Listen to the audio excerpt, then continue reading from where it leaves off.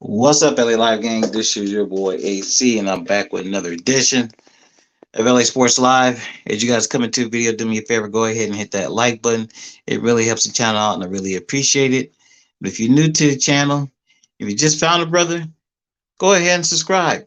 And while you at it, make sure you hit that notification bell so you'll be notified every day when we drop new videos here on YouTube. Now, you guys see the thumbnail, you see the title. Let's get straight to it. There's been a lot of talk and a lot of speculation, and quite frankly, a lot of Laker fans, including myself, at certain points, calling for the dismissal of head coach Frank Vogel. But finally, it's been talked about more and more in media. It was addressed by LeBron James. We'll talk about that in a minute. But it was finally addressed at halftime um, of yesterday's game. Laker governor, Laker owner, Jeanie Buss spoke with NBA.com.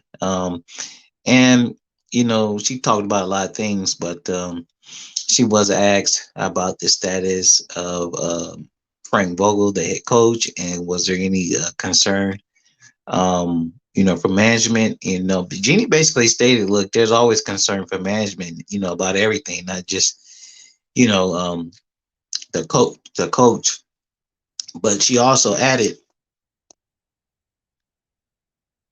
"What's up, brother?" She also added that there's a lot of changeover and everything with the team, and she said the manager doesn't plan to make any rash decisions, and that they can't really fully evaluate the team, let alone the coach, until the team is fully healthy. So um, that was kind of a vote of confidence, so to speak, by Jeannie Buss. Pretty much she's letting Frank Vogel know that he still has a little more, room on the leash, so to speak. And they're not actively looking to make any changes, any big changes as of yet. So that's good news. Well, I guess it's good news for Vogel. And let me just say something, and then we'll go on to what LeBron said, and then we'll get out of here. Um, you know, when a team is not doing well, people, of course, people going to get upset, and of course, when a team is not supposedly living up to expectations, people are going to get nervous and upset. But the thing about it is, if you really think about Frank Vogel and his tenure with the LA Lakers going to his third season, he has been criticized and critiqued about his rotations every year. Every year he's been here, even the championship year, he's been criticized and critiqued about it. He's also been criticized and critiqued about, his lack of um, offensive versatility as a coach with the Lakers. I mean, it's been the same stuff every year. So honestly, seriously, uh, this is really nothing new for Vogel. So I mean, it's been the same thing every year. So if you look at it from that point of view, the criticism that he's getting and the heat, um, and and this is really the first year that people actively been advocating for him to get fired. But if you really think about it, man, it really wouldn't be fair at this point. It wouldn't be fair to make a move on Vogel, just plain and simple, man, because it's the same coach. He's doing the same thing he's done ever since he's been here. And the first year he was here doing the same basic type of things, he was very successful. So I think in this instance, head coach, excuse me, Laker Governor Jeannie Buss is correct. It would be unfair for her to make any changes or call for any changes until the team is fully healthy. Now, Trevor Ariza, there is a timetable for him to return.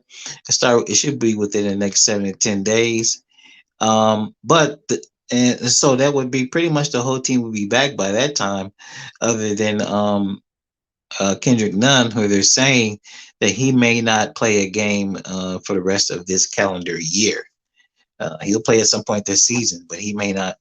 He might not play any games this month. It's a trip because you had two players who actually had surgery come back sooner than a guy who's been out because of a bone bruise. So that's just kind of let you know, man. The injuries are kind of tricky. You just don't know exactly how long it's going to take for a given person to respond to rehab and treatment. So the bottom line to this is Jeanie saying no changes are going to be made until the team is fully healthy, and then and only then will they make they make any judgments as far as the team and in this case the coach's performance. Now, so that's enough on that.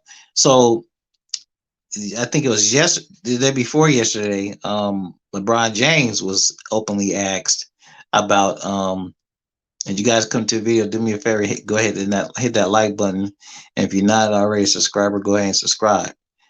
Now, LeBron James was asked about Frank Vogel's status, and did he think it was any added extra pressure on Vogel, and had he heard the criticism? And LeBron, here's the thing: you got to go back and listen to what LeBron said. LeBron said a lot of stuff. Said he comes with the territory. Um, he said Frank Vogel, he's been the same since he's been here. He does things the way he's done, the way he wants them done. He's very particular on how he does things. And LeBron just kind of like, just goes with the territory. But LeBron said, really, he said a bunch of nothing because he didn't say, hey, this is our coach. There's no need for him to be removed or anything like that. We're gonna ride or die with Frank Vogel. He didn't say nothing like that at all. So basically, what LeBron said was a bunch of nothing.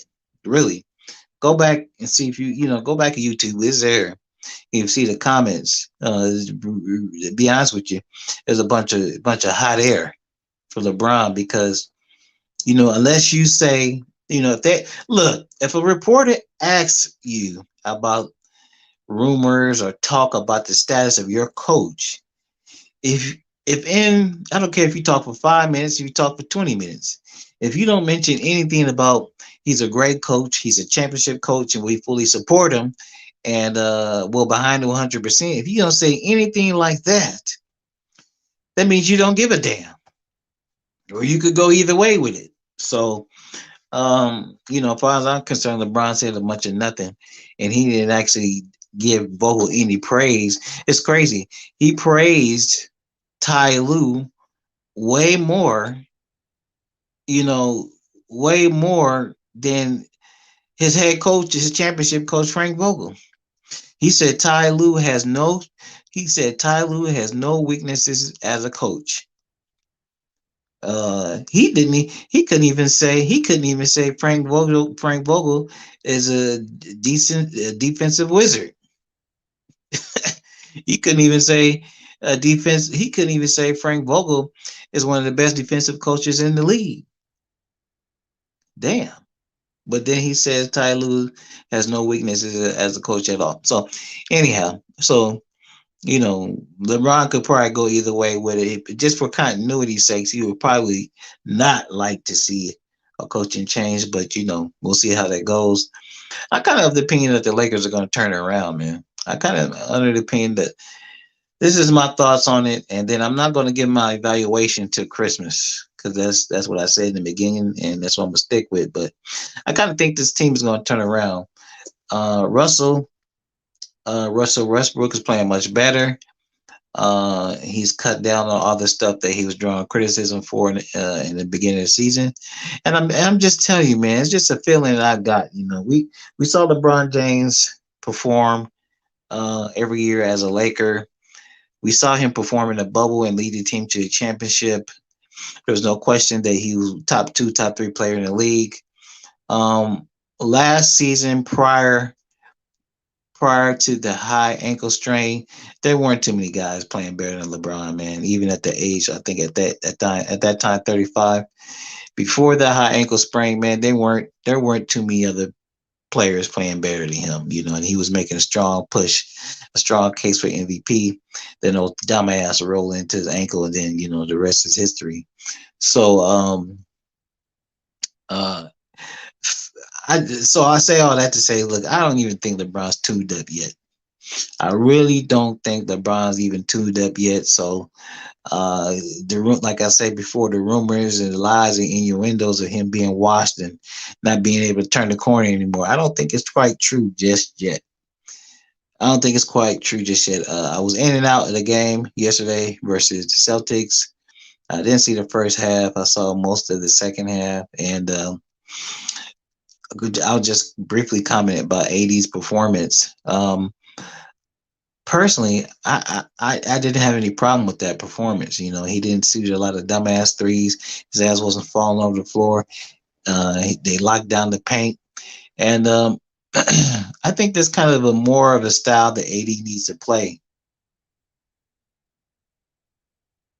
Yeah, I think a game last night was is more indicative of the style AD needs to play. I mean, everybody's talking about this is his team and he should be a lead. Man, this ain't his damn team. At this point in time, there's no way he could be the number one as long as LeBron's still on the team.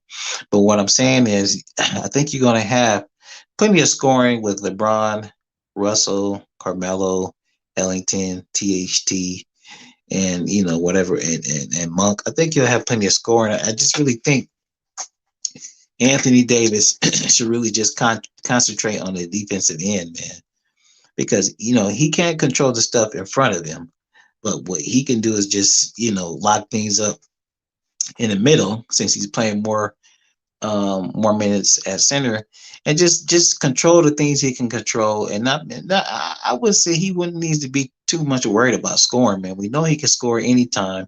Of course, a big man, you still got to feed the beast. But I'm just saying, man, I think he should really just concentrate on defense and let the other guys score because that's he should just be the defensive captain. Those are things he can be very effective on. And I don't know for what I don't know what for the life of me why he I don't look. He was getting pushed around. AD has gotten pushed around at certain times in the season, man. And maybe next season, within the next couple of seasons, he's still young, right? He's still, for all intents and purposes, he's still under 30, right? But I would just love to see AD really make a commitment to his body and getting physically stronger. I mean, because even Paul Gasol, after his first season with the Lakers and getting punked and pushed around by the Boston Celtics, he had enough. Now, I'm not saying he came back and was jacked, but he wasn't letting people punk him anymore, man. And I'm tired of seeing nobodies. AD is only 27. I'm tired of seeing these nobody, no name ass players dunk on this dude. Now, come on now. Now it's not he can't do a total 180 this season because we're in the middle of the season, it's a long season, and I know he's pacing himself. But next off season, bro, you really need to make a commitment to your body, your conditioning, and your mindset on how you're gonna approach the game, man, in order to take your game to the next level, bro. Because look, if you put AD next to Giannis, you know what I'm saying, man? It's a joke. It's a joke. It's like playing a high school player against an NBA player in terms of size and strength. It just don't match. Anyway, guys, I got to get out of here. I'm at work. I got to cut this short. You guys make sure you like, comment, share, subscribe. It really helps the channel. I really appreciate it. And I'm out of here. Later.